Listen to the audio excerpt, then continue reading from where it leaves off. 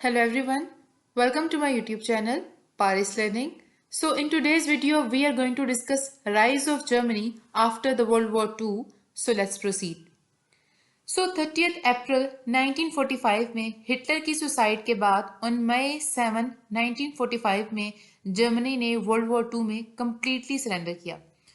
अगर हम वॉर की डिस्ट्रक्शन के बाद अगर जर्मनी की सिचुएशन को देखें तो 6.9 टू 7.5 मिलियन जो जर्मन थे दे लॉस्ट देयर लाइफ। जो कंट्रीज सिटीज थे वो सीवियरली डैमेज हो चुके थे because of the heavy bombing.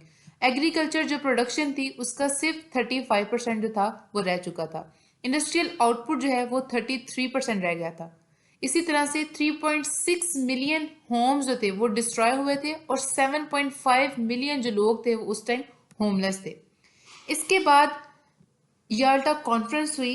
ये जो है वो कॉन्फ्रेंस हुई थी बिग थ्रीज जो कि जिसमें यूएसएसआर, यूएसए एंड ब्रिटेन आता है in order to decide the fate of Germany कि वॉर के बाद अब जर्मनी के साथ क्या किया जाए। अब यहाँ पर जो है वो दो तरह की जो है वो चीज़ें डिसाइड हुई। पहला ये हुआ कि जर्मनी जो है उसको 4 जोन्स के अंदर जो है वो डिवाइड किया जाएगा, France, USA, USSR and Britain के दरमियान। दूसरा ये डिसाइड किया गया, दूसरी कुछ पॉलिसीज रखी गई जिसको हिस्टोरियंस जो है वो 4 डीज के अंदर जो है वो डिवाइड करते हैं। सबसे पहला है डीमिलिटराइजेशन। जर्मनी की जो मिलिट्री है उसको कंप्लीटली जो है वो डिमोलिश किया जाएगा। डीनाजिफिकेशन, नाजी सिस्टम जो है, हिटलर का सिस्टम जो है वो कंप्लीटली जो है वो खत्म किया जाएगा। डिमोक्रेटाइजेशन, डेमोक्रेसी जो है वो उसको इंश्योर किया जाएगा, उसको जो है वो इम्प्लीमेंट किया जाएगा। डिसेंट्रलाइजेशन, अब जो पार है वो एक इंस्टीट्यूशन तक जो है वो नहीं रहेगी, अब ये डिवाइड होगी। कुछ हिस्टोरियन जो हैं वो इसके अंदर एक और वर्ड ऐड करते हैं, डी इंडस्ट्रियलाइजेशन। इंडस्ट्रीज जो हैं जो कि मिलिट्री इक्विपमेंट्स के अंदर हेल्प कर सकती हैं उनको जो है वो कम्प्लीटली ख़त्म किया जाएगा। इसके बाद पोट्सडैम कॉन्फ्रेंस भी हुई 1945 में। जो पहले चीज़ें जो डिसाइड हुई थी याल्टा कॉन्फ्रेंस के अंदर उन्हीं को कंफर्म किया गया कि जर्मनी 4 जोन्स में डिवाइड होगा and a complete डिसआर्मामेंट and demilitarisation of Germany, कि जर्मनी जो है उसकी आर्मी जो है वो उसको कम्प्लीटली ख़त्म किया जाएगा, डीमोबिलाइज किया जाएगा। जितने भी इक्विपमेंट्स हैं जो कि मिलिट्री के अंदर हेल्प कर सकते हैं उन इंडस्ट्रीज़ को जो है वो कम्प्लीटली जो है वो ख़त्म किया जाएगा।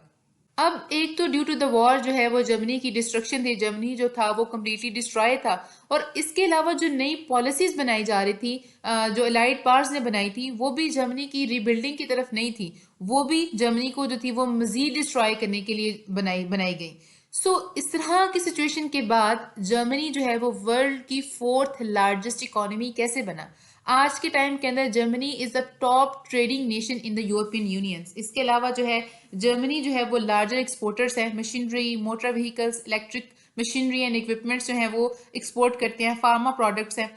इसके अलावा ग्लोबल इनोवेटिव इंडेक्स 2022 के अकॉर्डिंग जर्मनी जो है वो टॉप 10 के अंदर आता है and specifically it's on number 8। ये जर्मनी की जो है वो रीबिल्डिंग जो है वो कैसे स्टार्ट हुई, कब ये इनिशिएटिव जो है वो लिया गया, इसके बारे में बात करते हैं। आफ्टर द वर्ल्ड वॉर 2 हमारे पास जो थी वो 2 सुपर पावर्स थी उस टाइम, यूएसए एंड यूएसएसआर। अब बाय द मिड 1947 अब कोल्ड वॉर जो थी वो शुरू हो चुकी हुई थी।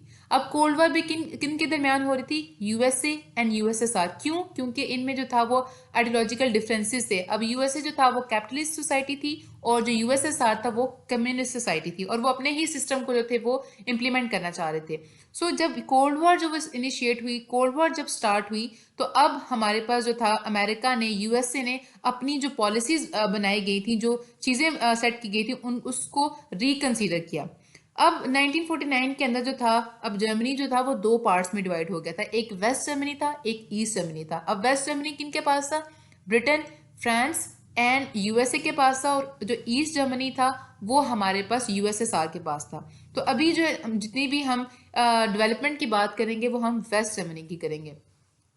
उस टाइम जो यूएसए ने सोचा कि जो वेस्ट जर्मनी है, वेस्ट जर्मन जो हैं वो एक स्ट्रॉन्ग अलाय हो सकते हैं against the USSR.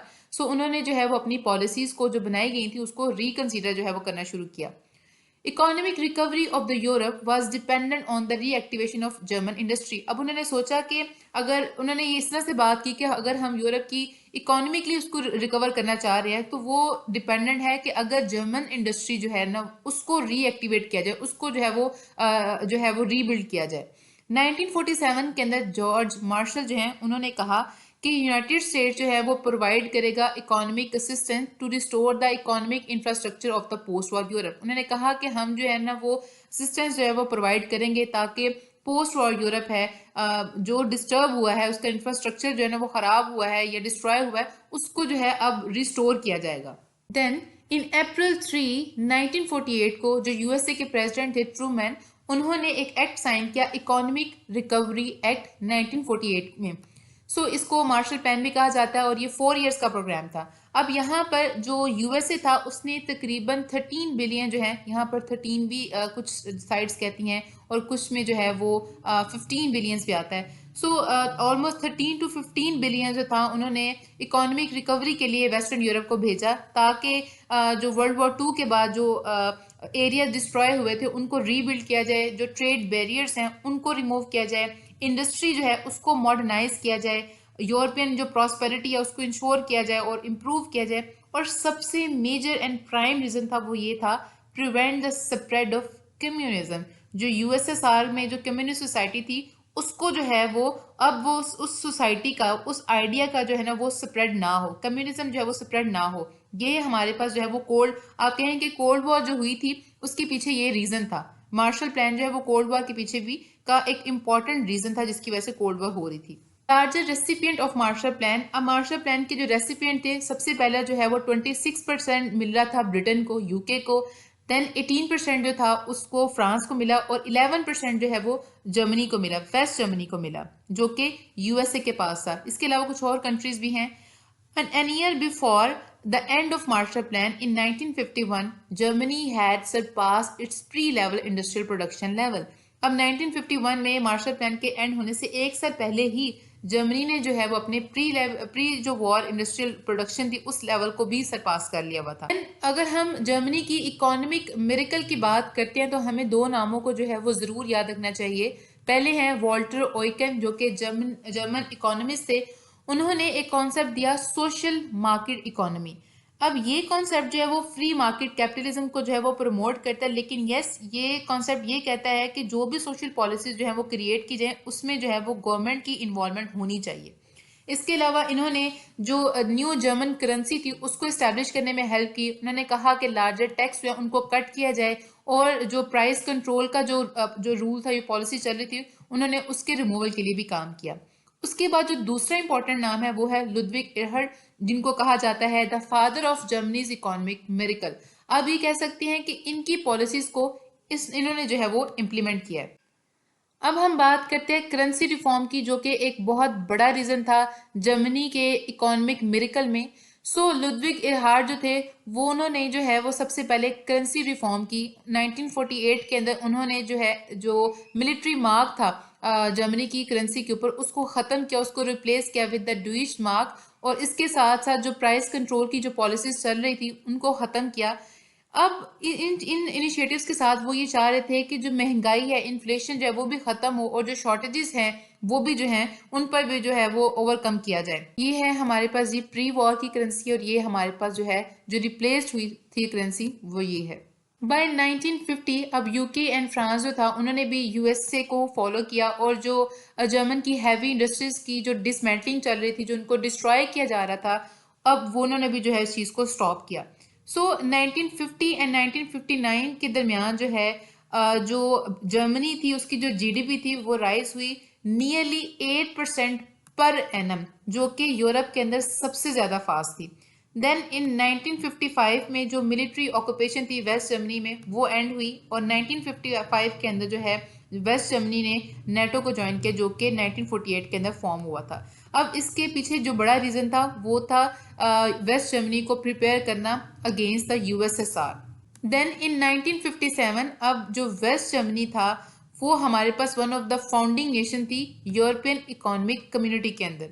Then 1960s और 1975 के दरमियान अब वेस्ट जर्मनी की जो कंजम्पशन थी वो मोर देन डबल थी ब्रिटेन से। क्यों? Because of the high domestic demand of German good. German जो गुड्स थी उनकी हाई डोमेस्टिक डिमांड थी और इसकी वजह से क्या हुआ कि जर्मनी की जो इकोनॉमी थी वो राइज हो रही थी। और 1973 के अंदर वेस्ट जर्मनी ने ज्वाइन किया यूनाइटेड नेशंस को, जो कि बना था, जो फॉर्म हुआ था 1945 में। 1961 के अंदर जो था वो बर्लिन वॉल बनी, जिसको आयरन कर्टन भी कहते हैं। सो ये क्यों बनी? अब मैं आपको जो रीजन बता रही हूँ, बर्लिन वॉर जो है, मार्शल प्लान जो है, ये हमारे पास कोल्ड वॉर के भी रीजंस हैं। अब बर्लिन वॉल बनी ताकि East Germany and West Germany जो है वो उसको डिवाइड किया जा सके। इस टाइम तक जो वेस्ट जर्मनी था वो डेवलप था, लेकिन ईस्ट जर्मनी जो है वो इसके बिल्कुल ऑपोजिट था।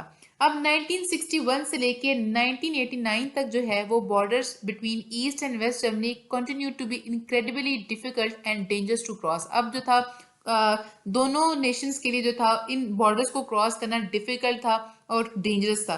देन 1989 के अंदर जो था वो फॉल ऑफ बर्लिन वॉल हुई, जो बॉर्डर जो है वो खोल दिए गए। क्यों? क्योंकि दोनों तरफ से, ईस्ट और वेस्ट दोनों तरफ से प्रोटेस्ट थी। दूसरी बात ये थी कि जो ईस्टर्न जर्मनी था वहां पर इंस्टेबिलिटी थी, वहां पर इन्फ्लेशन थी, और ये एक बड़ा रीजन था फॉल ऑफ बर्लिन वॉल का। देन 3 अक्टूबर 1990 को जो है वो यूनिफिकेशन ट्रीटी साइन की गई, जिसमें ईस्ट और वेस्ट जर्मनी जो है, ईस्ट और वेस्ट का जो वर्ड आप कह लें कि वो ख़त्म किया गया और एक सिंगल जर्मनी बना, जो कि हमारे पास प्रेजेंट जर्मनी है। सो जो बिफोर रीयूनिफिकेशन जो ईस्ट जर्मनी का जो प्रोडक्टिविटी लेवल था वो वेस्ट जर्मनी के कंपैरिजन के अंदर बहुत लोअर था।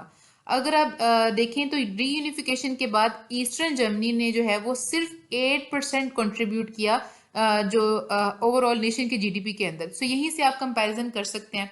सो रीयूनिफिकेशन के बाद जो है वो मेजर डिसीजंस लिए गए ताकि ईस्टर्न जर्मनी जो है उसको डेवलप किया जा सके, वहाँ पे जो अनएम्प्लॉयमेंट है उसको उसके साथ डील किया जा सके, उसको ख़त्म किया जा सके, उनके इंफ्रास्ट्रक्चर को जो है वो जो है वो इम्प्रूव करने के लिए डिसीजंस लिए गए। सो ऑब्वियसली उस टाइम के ऊपर कुछ इश्यूज जो थे जर्मनी ने डील किए, लेकिन उसके अगेंस्ट जो है वो जर्मनी ने जो है वो साथ साथ राइज किया, उसकी इकोनॉमी जो है वो साथ साथ जो है वो बूम करती गई। इसीलिए रीयूनिफिकेशन के बाद के जो मेजर डिसीजंस की वजह से, इफेक्टिव जो पॉलिसीज की वजह से जो है वो आज हमें जो जर्मनी जो है वो वर्ल्ड की 4th लार्जेस्ट इकोनॉमी के साथ नजर आता है। Alright, so this was all about, thank you so much.